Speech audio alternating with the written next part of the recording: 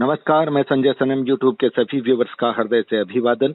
Viewers, आज बात फिर तेरापंथ समाज की करते हैं और तेरापंथ समाज की बात करते हैं तो देश की राजधानी दिल्ली चलते हैं, क्योंकि दिल्ली तेरापंथ सभा की तरफ से भी कुछ वीडियो हमारे गए थे। वहां के समाज के बारे में भी कुछ विसंगतियों पर सवाल भी उठे थे।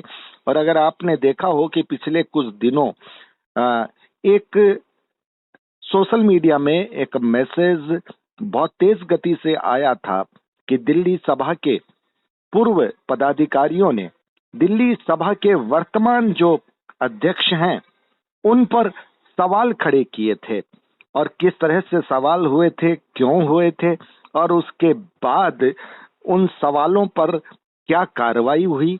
इसके लिए चलिए आज हम चलते हैं दिल्ली सभा के दिल्ली समाज के एक जाने पहचाने चेहरे की तरफ, जो कि दिल्ली तेरापंथ युवक परिषद के पूर्व अध्यक्ष रहे हैं, दिल्ली सभा के 2 बार मंत्री रहे हैं और गांधीनगर सभा से भी शायद संभवतः संगठन मंत्री रहे हैं। उनका एक ऑडियो वायरल आज भी हुआ है और जिसमें उनकी आवाज हमें लगी थी, इसलिए हमने उनसे संपर्क किया और अब हमारे साथ जुड़ रहे हैं दिल्ली से श्री कमल गांधी जी। कमल जी। जय जिनेंद्र। कमल जी, जय जिनेंद्र। आज एक ऑडियो आ रहा है और उस ऑडियो में वो आवाज आपकी है? जी, मेरी महासभा के मुख्य न्यासी श्री भंवरलाल जी बेद के साथ सुबह वार्तालाप हुआ जो उस ऑडियो में है।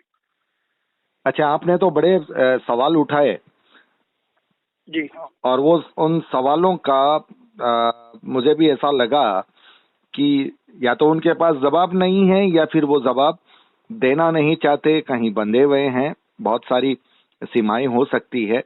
मुझे ये बताइए कमल जी कि पिछले कुछ दिनों में एक बहुत जोर से सोशल मीडिया में एक समाचार वायरल हुआ था, आप भी उसमें थे, जिसमें दिल्ली सभा के जो वर्तमान अध्यक्ष हैं उन पर आरोप लगा था कि ये कुछ ऐसी व्यवस्थाएं हैं, तेरापंथ धर्म संघ की श्रावक निर्देशिका का आप लोगों ने हवाला दिया था, या यूं कहूं तेरापंथ समाज के संविधान का आपने हवाला देते हुए कहा था कि श्रीमान जोधराज जी, जो कि अभी अध्यक्ष पद पर हैं, वो अध्यक्ष नहीं रह सकते।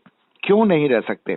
कमल गांधी जी, इस बात को थोड़ा हमारे व्यूवर्स को भी स्पष्ट कीजिए। और आप लोगों की जो आपत्ति थी, वो आपत्ति कहां तक गई है? कहीं घूम रही है या फिर कोई कार्रवाई भी हो रही है? कमल जी। देखिए संजय जी, तेरापंथ धर्म संघ में एक मान्यता है, एक गुरु एक विधान, और हमारा जो श्रावक निष्ठा पत्र है जिसमें सभी श्रावकों के लिए एक क्राइटेरिया निर्धारित है कि जो भी तेरापंथी होगा उसे उस संविधान को मानना पड़ेगा, उस संघ का जो विधान है उसको मानना पड़ेगा। तो हमारे दिल्ली से, या मैं अपने लिए ये कहूंगा कि मैं स्वयं दिल्ली से हूँ, लेकिन ये बात केवल जोधराज जी के लिए या हमारी दिल्ली सभा या दिल्ली समाज से रिलेटेड नहीं है। सवाल ये है कि जो दिल्ली से अभी तेरापंथी सभा दिल्ली के अध्यक्ष हैं श्री जोधराज जी बेद, उनके भी संबंध में जब हमें जानकारी प्राप्त हुई कि वर्तनगढ़ स्थित खगरगढ़ जैन मार्गी मंदिर है, उस मंदिर के सदस्य भी हैं और ट्रस्टी भी हैं। तो जब हमने इस चीज की जानकारी प्रेस कॉन्फ्रेंस के माध्यम में भी, संचार माध्यमों से पूरे देश को दी, हमने इस स्थिति से परम पूज्य गुरुदेव को भी निवेदन किया और हमारे महासभा को भी पत्र लिखा। हमें महासभा ने अपने रिप्लाई में जब ये कहा, 2 बातें बड़ी आश्चर्यजनक कही, बल्कि हास्यास्पद ही कहूंगा। महासभा अध्यक्ष महोदय ने हमारे पत्र के प्रत्युत्तर में हमसे लिखा कि आप संबंधित पर्सन से जाकर संपर्क करें और उनसे जानने का प्रयास करें कि क्या वो ठीक है या गलत। तो हमारे लिए बड़ी आश्चर्यजनक बात है कि अगर एक फिक्स अथॉरिटी के पास हम किसी शिकायत को लेकर जाते हैं तो उस अथॉरिटी का काम होता है कि उसकी जांच करना और निष्कर्ष देना।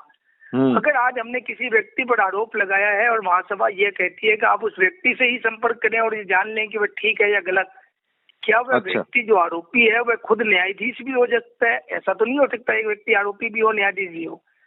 दूसरी बात है कि महासभा के पदाधिकारी, जो कि अभी आपने ऑडियो टेप पे सुना, श्री भंवरलाल जी बेद ये कह रहे हैं कि कई लोग मंदिरों में जाते हैं, कई लोग शिखर जी जाते हैं, कई लोग अन्य मंदिरों में भी ट्रस्टी हैं। क्या उनकी तेरापंथ के प्रति मान्यता है या नहीं, ये उनसे जान लीजिए। तो मेरा ये कहना है कि सवाल मंदिरों में जाने पे कोई आपत्ति नहीं है। लोग अलग अलग माता जी के मंदिर में भी जाते हैं, भैरू जी के भी जाते हैं, कहीं किसी की आस्था श्रद्धा हो, उसमें कोई समस्या हमारी तरफ से नहीं है। सवाल इस बात का है कि हम उसमें यह लिख कर नहीं दे रहे हैं कि भाई इस मंदिर में भैरू जी में मेरी मान्यता है, इसके अलावा जैन संप्रदाय, तेरापंथ, दिगंबर या भाई संप्रदाय में मेरी कोई आस्था नहीं है। ये जो खगड़गढ़ जैन संप्रदाय में जहाँ ये मंदिर मार्गी हैं, जहाँ के सदस्य हैं, ट्रस्टी हैं, उसके अंदर जो अपनी सदस्यता के लिए जो आवेदन फॉर्म में इन्होंने साइन किया है, उसमें स्पष्ट रूप से लिखित है कि मैं मंदिर मार्गी हूँ, मैं मंदिर मार्ग की परंपरा में विश्वास करता हूँ। तेरापंथ नाम क्लियर स्पष्ट उसमें लिखा गया है कि तेरापंथ के अंदर मेरी कोई मान्यता और विश्वास नहीं है। जब व्यक्ति इतना तेरापंथ के बारे में स्पष्ट रूप से एक पत्र पर लिखित रूप में दे दे कि भाई मेरा तेरापंथ पे कोई विश्वास नहीं है, मैं मंदिर मार्गी हूँ, मैं मंदिर में रोज, उसमें यह भी लिखा गया है कि मंदिर मार्गी का सदस्य होने के लिए अनिवार्य है कि मैं मंदिर में रोज पूजा अर्चना के लिए आने का प्रयास करूंगा, उसमें भी आप साइन कर रहे हैं। आपत्ति इस बात से है कि क्या एक व्यक्ति दो अलग अलग धर्म की सभाओं में पद पर रह सकता है क्या? कमल जी, सबसे बड़ी बात आपने आज, मुझे लगता है आज ये बात सबसे ज्यादा खुल करके जा रही है। आपने जो ये बात कही कि उनके उस आवेदन में ये स्पष्ट लिखा है कि तेरापंथ धर्म संघ में मेरी कोई आस्था या मान्यता नहीं है, तो ये बहुत बड़ा संगीन सवाल है। देखिए, वैसे तो कहा जाए तो व्यक्ति सम्मान से भी एक संप्रदाय की पूजा अर्चना कर लेता है, और ये सांप्रदायिक सद्भाव है, ये सामाजिक सद्भाव भी है। लेकिन जब कोई व्यक्ति यह कह देता है कि मुझे उसकी कोई मान्यता नहीं है या उस पर मेरी कोई आस्था नहीं है, और फिर अगर वो उस समाज में किसी संस्था का प्रधान होता है, तो फिर सवाल वाजिब होता है। लेकिन मुझे लगता है ये जो बात है पहले इतनी जोर से आई नहीं, जो बात आप आज कह रहे हैं।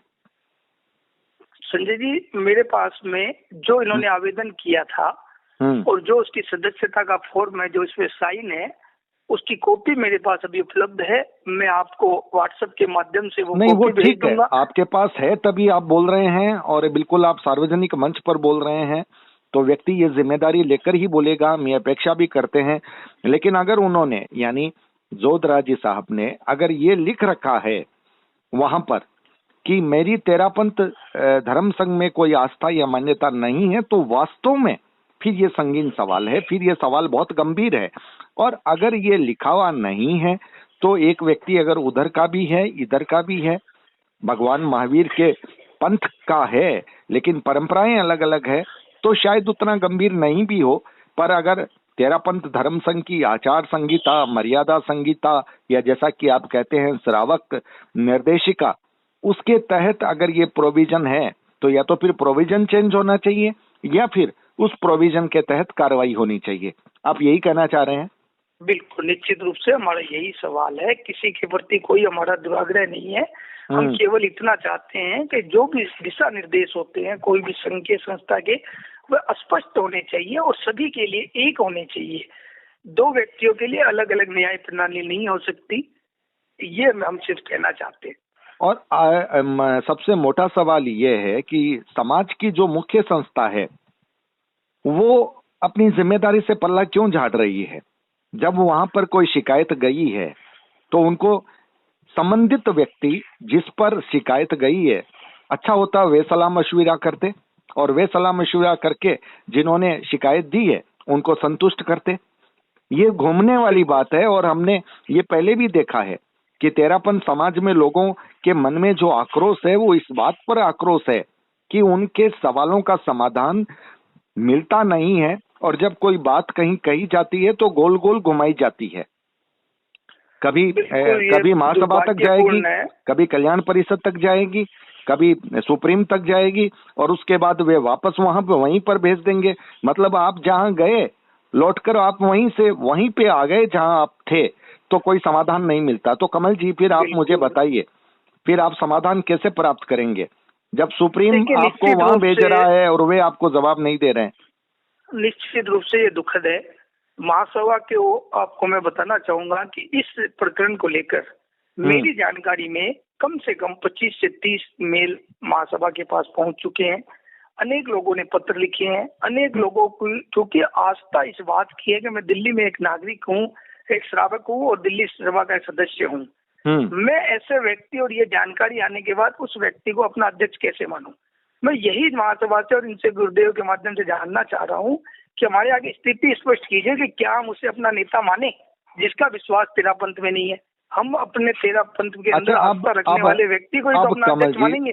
अब कमल जी, मैं आपसे अगर ये सवाल करूं कि आप जिनसे ये अपनी आपत्ति व्यक्त कर रहे हैं, अगर वे आपसे ये कह देते हैं कि आप उन्हें मानिए, तब क्या कीजिएगा? क्योंकि एक गुरु और एक विधान, जो कि आपने कह दिया, अब वहीं से अगर ये बात आ जाए कि आप वही मान लीजिए, उनको तो मान ही लीजिए, चाहे संविधान में कुछ भी लिखा हो। श्रावक हूँ, मैं तेरापंथी श्रावक हूँ, मेरे गुरु मेरे भगवान तुल्य हैं और एक आदमी की आस्था और विश्वास होती है। मेरा पूरा विश्वास है आचार्य जी कभी भी अनुचित नहीं करेंगे, वो उचित न्याय ही करेंगे, क्योंकि वो इतने वरिष्ठ आज साधु है, देवतुल्य है। वो अपने श्रीमुख से कभी भी कोई भी प्रकार से अन्याय की बात कर ही नहीं सकते। वो जो भी करेंगे वो उचित न्याय ही करेंगे। किसी भी काम में कई बार देरी हो सकती है, देर है अंधेर नहीं है। हमारे गुरुदेव हमेशा उन्होंने अच्छा न्याय किया है और आगे भी वो अच्छा ही न्याय करेंगे। चलिए, आपकी आस्था है, लेकिन आप भी जानते हैं कि समाज के बहुत सारे सवाल अनुत्तरित हैं अभी भी, और बरसों से चल रहे हैं, लोगों को जवाब नहीं मिला है। लेकिन चलिए, आपकी अपनी आस्था है। आपकी बात में दम है। कई बार आस्थाएं हिल जाती है, भगवान के प्रति भी श्रद्धा रखने वाले भक्तों की भी हिल जाती है, संघ में भी हिल जाती है। लेकिन ऐसे सभी श्रावकों और शब्द में कहना चाहूंगा कि कई बार विकट परिस्थितियों में संतुलन बनाते हुए अपने गुरुदेव के प्रति पूरी आस्था रखते हुए न्याय की लड़ाई को लड़ता रहना चाहिए। क्योंकि हमारे पूज्य गुरुदेव का एक स्लोगन है जिसे मैं हमेशा अपने जीवन में दिमाग में रखता हूँ और वो आपको रिपीट कर रहा हूँ, सहना चाहिए, साथ में रहना चाहिए और समय पर बात को कहना चाहिए। हम सह भी रहे हैं, रह भी रहे हैं और समय पर बात को कह भी रहे हैं। नहीं, तब फिर मैं आपके उसी स्लोगन पर मेरा सवाल ये है कि आप सह रहे हैं, ये बात बिल्कुल सही है, लेकिन आप समय पर शायद कह नहीं रहे। अगर आप समय पर कहते थे तो शायद वो फिर आपको उधर नहीं घुमाते कि आप उधर जाइए महासभा के पास, जबकि आप महासभा के पास जा भी चुके हैं। उसके बाद आप सुप्रीम से निवेदन कर रहे हैं और सुप्रीम आपको वापस वहीं पे भेज रहा है जहां आप जैसे आपने कहा कि आपने इतने ईमेल भेज दिए, आपने इतनी कार्रवाई कर दी और वहां पर आपको जवाब नहीं मिला। तब आप क्या कीजिएगा? अब हमारी देखिए, एक हर चीज की एक सीमा होती है। आज हिंदुस्तान में अगर कोई नागरिक है, अगर उससे कोई सुप्रीम कोर्ट निर्णय दे देता है, उसके बाद अगर उसको राष्ट्रपति की याचिका में भी उसको निर्णय वही मिलता है, वह निर्णय चाहे उसकी पसंद का हो, सही हो, गलत हो, वह निर्णय अंतिम होता है। अंतिम निर्णय हमेशा सही हो ये जरूरी नहीं है, लेकिन वह अंतिम निर्णय अवश्य होता है। हम भी उसी न्याय प्रणाली में विश्वास करते हुए अपनी आवाज को लेकर जा रहे हैं और जब तक हमारे पास अभी तक हमने याचिका दी है, हमारे पास निर्णय नहीं आया है, जब तक हमारे पास अंतिम निर्णय नहीं आ जाता तब तक हम नाउम्मीद। चलिए, आपने मेरे उस सवाल का इंतजार अवश्य करेंगे। आपने मेरे उस सवाल का जवाब दे दिया कि अंतिम निर्णय अगर यही आ जाए कि आप चुप हो जाइए, आप उन्हें मान लीजिए, तो आप फिर जितने अभी लॉजिक दे रहे थे, श्रावक संदेशिका का, आचार संहिता का, संविधान का, वो सब धरे के धरे रह जाएंगे। आप फिर मौन साध लेंगे।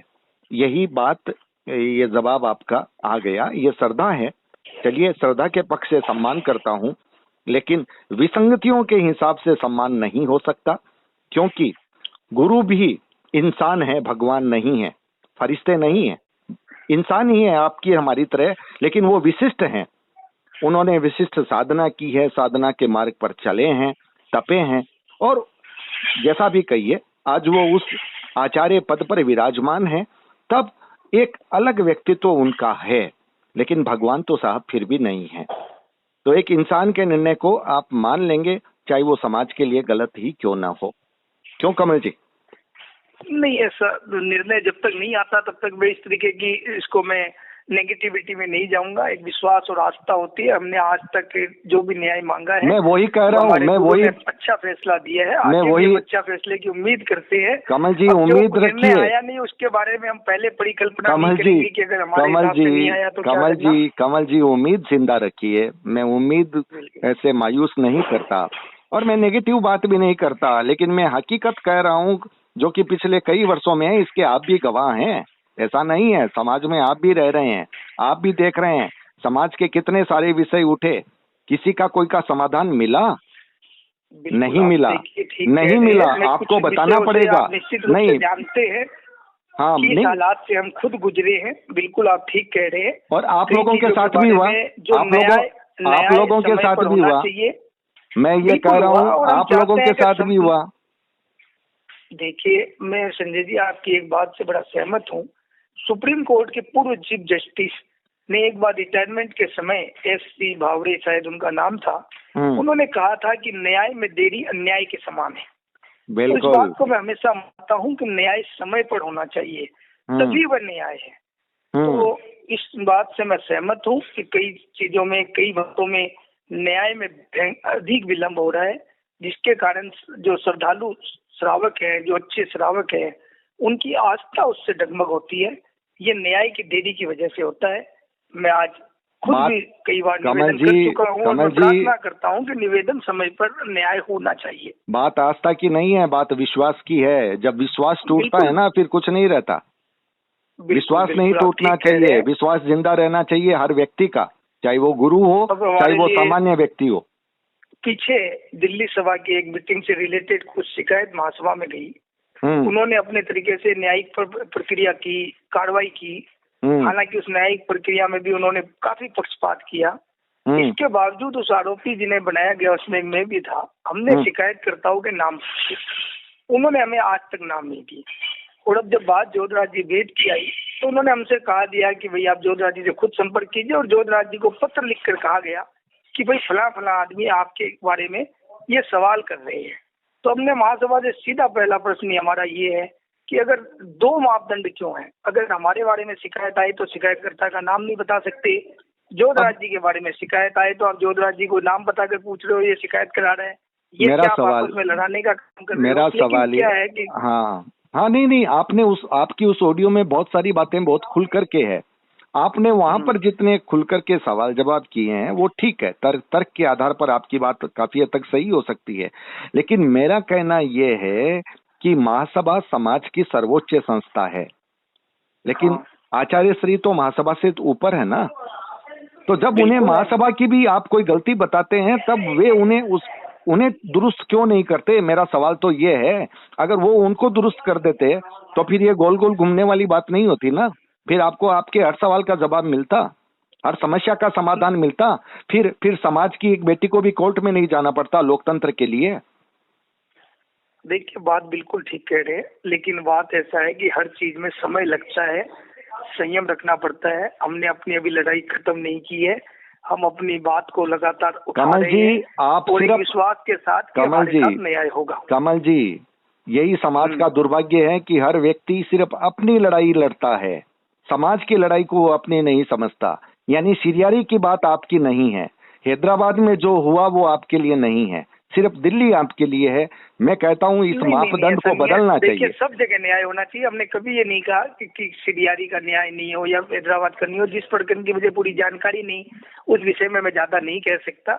और मैं तो एक छोटा सा श्रावक, छोटा सा कार्यकर्ता हूँ, तो मेरे को जितनी जानकारी हुई दिल्ली का एक सभा का सदस्य होने के नाते, जब ये सारी जानकारियां मेरे सामने आई, चलिए तो कमल मैंने जी, इस बात को उठाने से पहले इसके प्रमाण लिए, सारे प्रमाणित डॉक्यूमेंट हमारे हाथ में आए, तो निश्चित रूप से एक अन्य श्रावकों को जैसे धक्का लगा, मुझे भी धक्का लगा कि एक व्यक्ति मंदिर मार्ग में विश्वास करने वाला, वहाँ का सदस्य, और दिल्ली तेरापंथ सभा जो कि एक बड़ी सभा है जिसके 2000 से अधिक सदस्य हैं, और इतने सदस्यों का नेतृत्व करने वाला व्यक्ति एक दूसरी संस्था मान्यता में विश्वास करने वाला बन गया। यह हैरत अंगेज कर देने वाली घटना थी। निश्चित रूप से समाज में जब ये बात पता चली है, मैं आपको विश्वास दिलाता हूँ कि दिल्ली समाज के 100, 200, 300 लोगों से मेरी बातचीत हुई है। हर व्यक्ति इस बात से हतप्रभ है, लेकिन वो चाहता है कि न्याय महासभा करे। और लेकिन इस बात में कोई अंदाज नहीं कि लोगों को काफी धक्का लगा है कि एक व्यक्ति ने पूरे समाज के साथ चीट किया, समाज को अंधेरे में रखा। और यहाँ संजय जी 1 मिनट आपका लेना चाहूंगा। इस पूरे प्रकरण में एक बेहद आश्चर्यजनक चीज यह है कि उन्हें दिल्ली सभा का अध्यक्ष बनाने में इन सब चीजों की जानकारी रखते हुए महासभा के उपाध्यक्ष श्री सुखराज जी सेठिया, जो दिल्ली से महासभा का प्रतिनिधित्व करते हैं, उन्होंने महत्वपूर्ण भूमिका अदा की।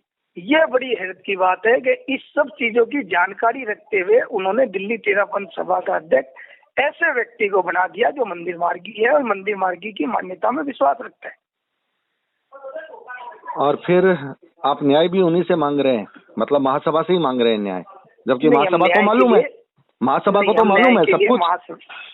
बिल्कुल एक सिस्टम चलता है। हम न्याय के लिए परम पूज्य गुरुदेव के पास गए, उनकी तरफ से हमें एक पत्र प्राप्त हुआ कि आप महासभा से संपर्क करें। हमने महासभा से संपर्क किया, जो महासभा से हमें उत्तर मिला उसको हमने परम पूज्य गुरुदेव के श्री चरणों में निवेदित कर दिया है। हमें प्रतीक्षा है वहां से जवाब की। चलिए प्रतीक्षा करते रहिए, क्योंकि बहुत लोगों ने पहले भी प्रतीक्षा की। मैं कड़वा बोल रहा हूँ, माफ कीजिएगा, क्योंकि बहुत सारे लोगों के जो कड़वे अनुभव हैं वो हमारे साथ जुड़े हुए हैं। प्रतीक्षा बहुत लोगों ने की, अब तक उनकी प्रतीक्षाएं बरकरार रही है या प्रतीक्षाएं ही खत्म हो गई है, नहीं मालूम। तो आप कमल जी, आपने अपनी बात कही और बहुत सारे सवाल, हालांकि बहुत सारे विषयों से आप रूबरू हैं। आपके समय नहीं लूंगा कि मेरी आस्था और विश्वास पूरा आज भी हमारे पूज्य गुरुदेव श्री माधुरमन जी के प्रति है और मुझे उनसे पूरी उम्मीद है कि वहां से न्याय अवश्य होगा। आप निश्चित रहिए, समय की प्रतीक्षा कीजिए, ये शुभ सूचना भी आएगी, दूध का दूध और पानी का पानी क्लियर हो जाएगा। चलिए, आपको अपने बारे में बड़ा विश्वास है। काश ये सिरियारी में भी हुआ होता, काश ये हैदराबाद के लिए भी हुआ होता, काश ये दूसरे प्रकरणों में भी हुआ होता।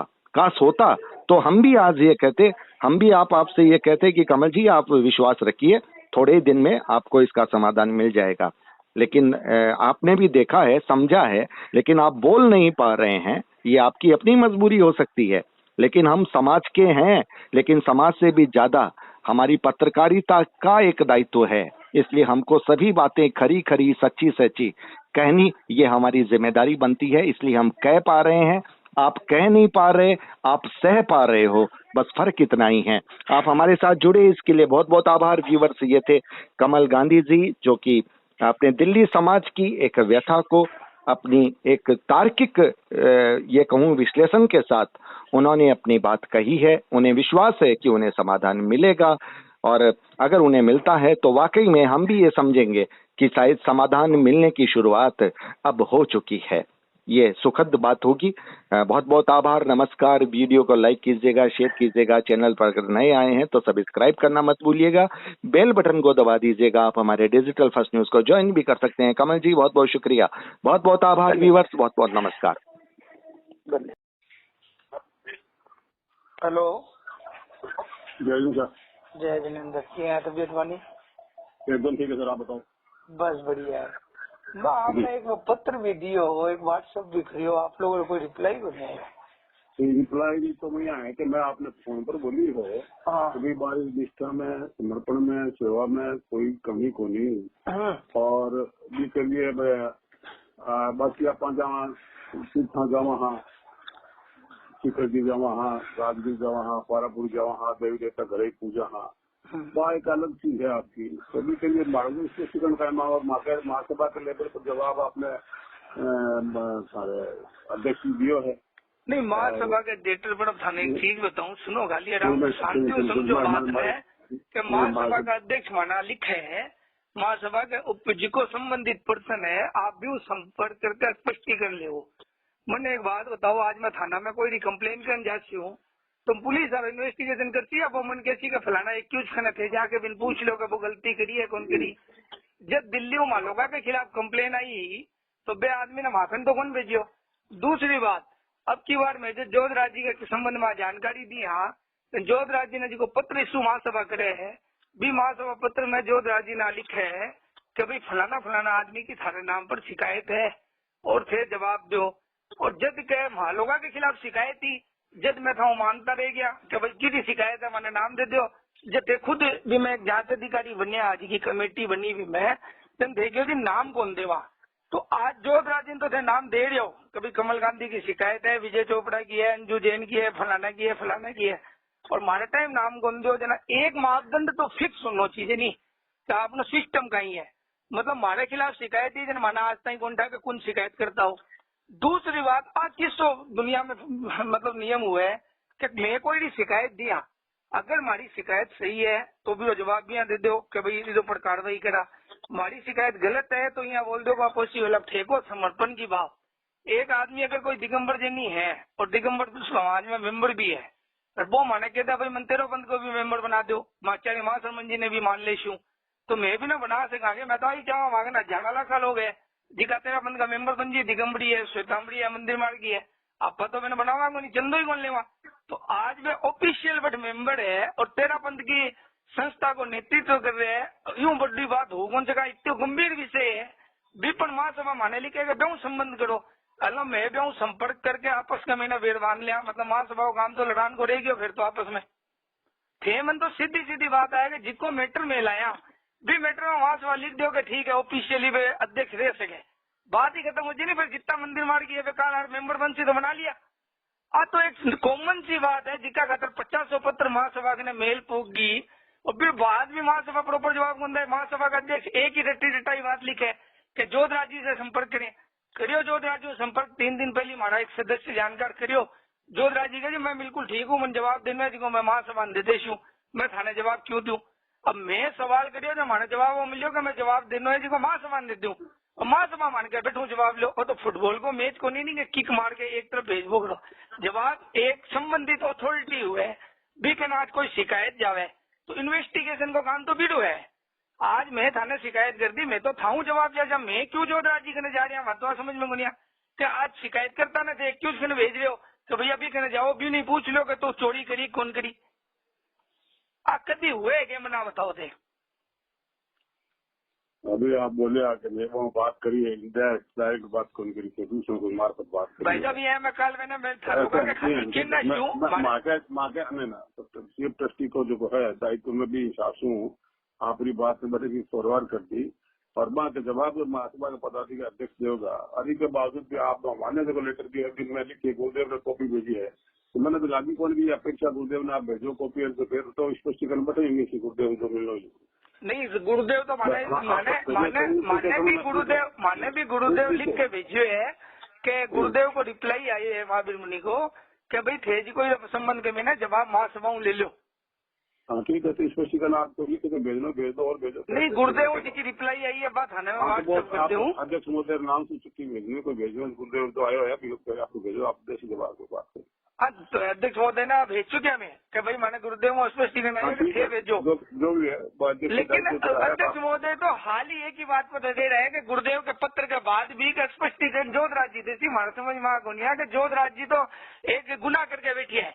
महाराज मतलब बिल्कुल जो मैं भी आदमी नए अध्यक्ष मानना के थे, आप बता दो कि जिसको मंदिर मार्ग को मेंबर अभी मैं हमारा अध्यक्ष मान लिया कि अच्छी ठाऊ जाननी चाहवा गुरुदेव बटू निवेदन की आयो है बाद में अध्यक्ष ने चिट्ठी लिखी है क्या?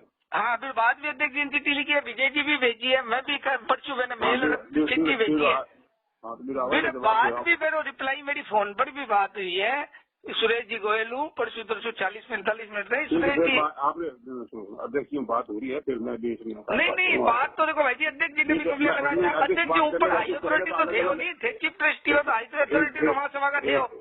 एक इशू ने एक दिन बात कर लिया है एक दिन क्या उसी मेरी बात कौन समझा। आज आप बात है बता नहीं कर जाए देखेंगे भाई मैं जोधराज को बात करा कमल जी मैं डिस्कशन में करूँ नहीं थे डिस्कशन करो मैंने एक बात का जवाब दो कहते अधिकारी आनी थे मैंने को भेजना